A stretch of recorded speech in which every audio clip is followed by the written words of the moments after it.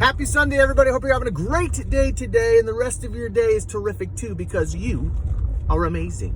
As I'm driving this morning thinking about how amazing you are, I got thinking about something I heard on the radio the other day that kind of struck a chord with me, and I was thinking about it, and I can't remember if it was the radio or I was reading it. I don't remember. We were talking about how we place people in all these different categories. We have categories for everything. Categories. So, for example, here are some that everybody will recognize now. We have people that are for Biden, that are people that are for Trump, people that are avid mask wearers, people that are trying to avoid wearing masks whenever they can. We have people that like cats, people that hate cats, people that are dog lovers, people that aren't so fond of dogs, people that like pineapple on their pizza, and people that thinks that's nasty. This guy. But all these different categories we have for people, and we place them in. Some of the categories are true, and they actually fit into those categories because who they are and how they have aligned their lives and all those other things. But the thing I got thinking about is we use those categories so many times as a frame of reference, or for something that helps us decide how we're going to treat those people. So it's most of the time, it's how closely the categories that they fit in align with what we think is important, is right and true and good. And so if they align with what we think is right and true and good, we're going to treat them well. But if they don't align with what we think is right and true and good, we're going to treat them like they're garbage or worthless people. And I got thinking about how that's so very true and so very sad all at the same exact time, And then I got thinking about why that is, number one, and number two, the fact that if we would mirror a little bit how God is, he doesn't have all these categories for people. These people that are, like Trump, don't like Trump, that are, of this ethnicity or that ethnicity, wear masks or don't. He has one category for all of humanity, and that category is those I love, and those that he went to the cross and died for. And whether you believe that or not, that's the facts about who God is and how God sees humanity. People that every single one of us, that he loves and that he went to the cross for.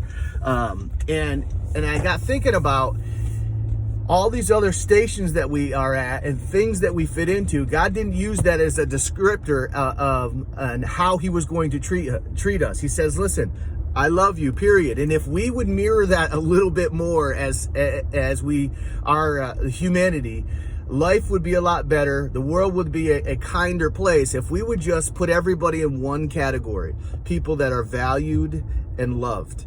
And as these little differences that we have going through life will seem less important, and let the fact that they're loved and cherished and important be the decider or the determiner of how you treat them, not the ways that they're different than you, or if they have a way that's something that they think is right, true, or good that's different than you. God will sort all that stuff out.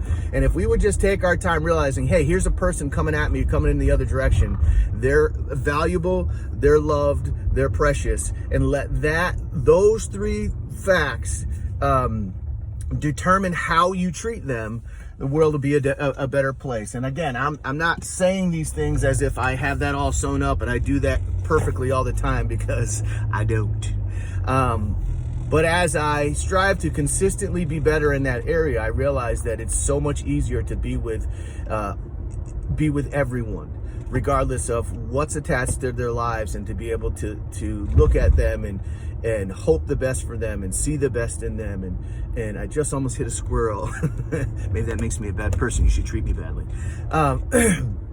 But as we go and we look at these things as we go, and I think this can particularly really attach itself to how we deal with politics, which I see a lot of this, these days, where I'm unfriending you because you like a different candidate than me, which is infantile and ridiculous.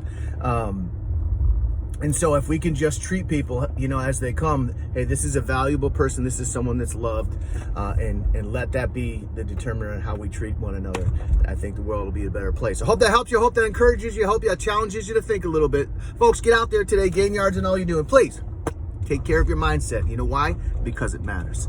I love you. Peace.